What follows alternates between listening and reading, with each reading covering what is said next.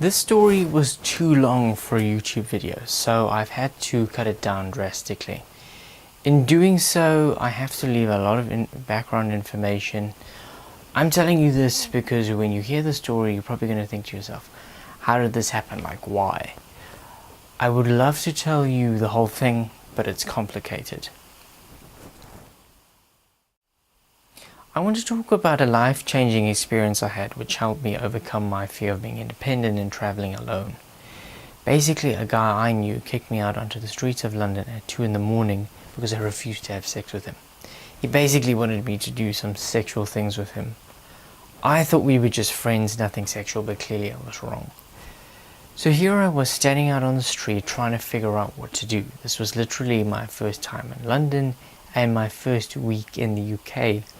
So you can imagine how terrified I was. Here I am in this foreign city I know nothing about. I don't even know where I am. So I just took out my Samsung S4, opened Google Maps and searched for the nearest hotel. I got a big surprise when I found that the nearest hotel was 4 minutes away.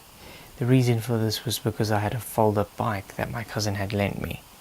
So a journey that would have taken 10 minutes on foot was drastically reduced. So I turned on the navigation, put my earphones in and took off. I just kept my eyes peeled, watching out for people on the streets in case they might try and do something to me. I eventually got to the hotel and went to reception. I had never checked into a hotel in my life, so I was nervous. Would they let me take a room? Fortunately, I had the presence of mind to take my passport and my preloaded currency card with me that morning, so I went to the desk with the fold-up bike and said I needed the room for the night. The receptionist was like, sure. I was going to pay with cash, but she said if I used the currency card I wouldn't need to pay a deposit, so I paid with the card. She gave me my access card for my room. I went to my room and I settled in. When I got in the room, I went to the window and just stared out at the glittering London skyline. I felt victorious. I said to myself, I did it. That motherfucker tried to make me do sexual stuff with him, and I said no, I'm not doing it. I stood my ground. I didn't cry, I didn't feel upset, I felt a beat.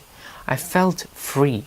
I actually had trouble falling asleep because I was so amped. I was like, yeah, bitch, I showed you.